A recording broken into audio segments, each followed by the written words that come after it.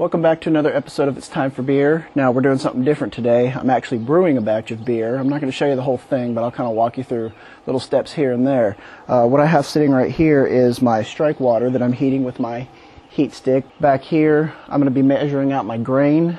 Then right here, which is right off of camera, this is my mash tun. I was preheating it last night, and I'm draining out the water that's inside. That would go up to about 120 degrees. So let's get started on making my Belgian Homegrown hop IPA, whatever you want to call it. 3, 4, 5. And we have 18 pounds of grain for the recipe that I'm making today. This is my homemade manifold. What I did is I took just a bathroom hose that connects your toilet to the water supply. I stripped the metal braiding off of it and got some brass fittings and some clamps and hook it right onto here. I'm going to add most of my water, but not all of it, so that I have some room to play with if I need to make some temperature adjustments.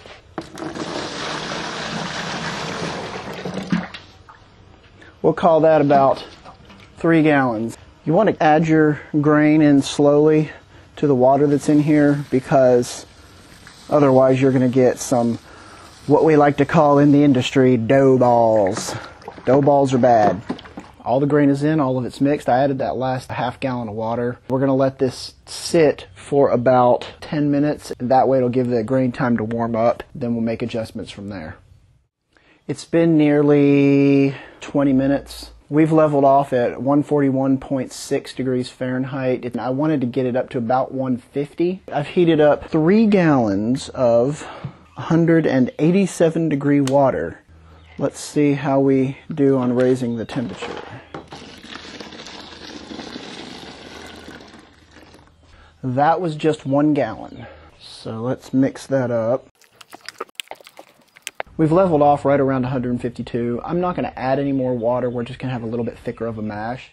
Alright, I let the beer go for a bit longer than my 2 hours I had initially wanted to go for. I have about 6 gallons of water that is heated to about 180, and we're going to add it into the mash tun. And you want to add hot water to it, hotter water than it's being mashed at, because you want it to be as thin as possible so it doesn't get stuck while you're trying to sparge.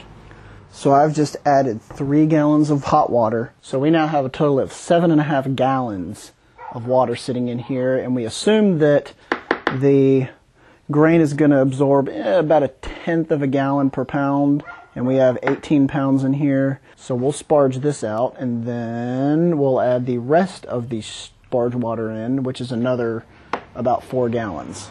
Now what you'll notice is, if you take a taste, it's a whole lot sweeter than it was before. Now what we're doing now is we're going to be vorloffing, which is basically running a little bit out so that we can create a grain bed filter on that mesh screen that I had in there. This way we can clarify this beer a little bit before we put it into the brew pot. But you don't want to turn the liquid on too high, because then it'll get stuck. And you can see how cloudy that is, and there's bits and stuff floating in there. Well, guess what? We're going to put that right back in here. And then we'll just keep on doing this until we don't see any bits of stuff floating in it. And while this should be common sense, make sure that you have the hose lower than the spigot, otherwise it stops flowing. See? Watch this. And it stopped. We can start running it out very carefully, very slowly, so that it doesn't get stuck. It's going to take a while, but once we get about 2 gallons in there, I'm going to turn the flame on and we'll start heating it up while it's still sparging.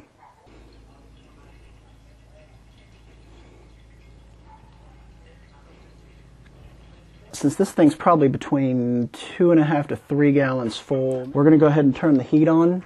And this pot is where I have the remainder of the water. I put 4.7 ounces of chocolate and 3.8 ounces of Crystal 120. And it's been in there for about 10 or 15 minutes, and I'm getting ready to pour this into the mash for my batch sparge. Now that I've added the chocolate and the crystal malt in there, it kind of smells like coffee. We're going to let this sit for about 10 minutes, and then we'll start vorloffing and then run it into the pot. As I was hoping, it has reached a boil. I've actually turned the heat down so that it won't boil too much while I'm still running this off. I just started running this into the pot. I actually grew these myself, as is most of the hops I will be putting in here except for the Magnums. We're putting in our 1 ounce of Magnum, and we're going to call that the start of the boil. I have 6.6 ounces of whole leaf Chinook hops. These I packaged wet, so they still have all the fluids in them and everything.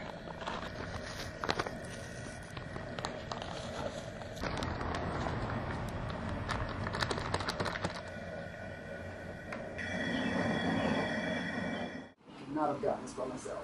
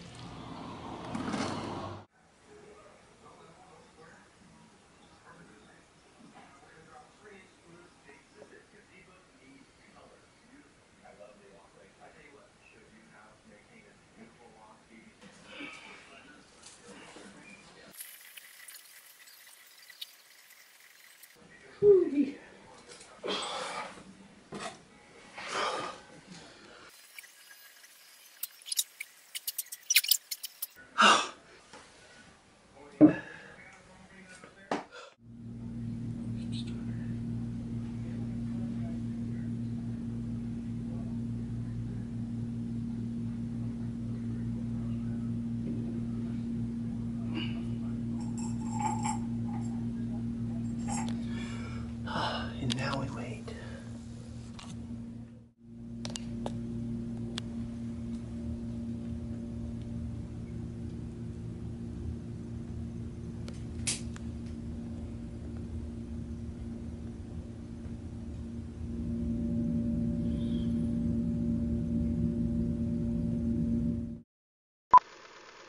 Alright, I let the beer go for a bit longer than my 2 hours I had initially wanted to go for. It's been mashing now for about 4 hours.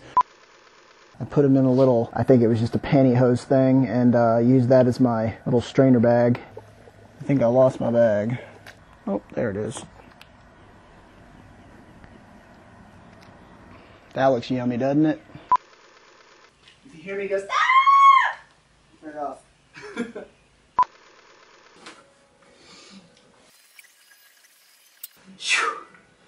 Did I mention I haven't worked out?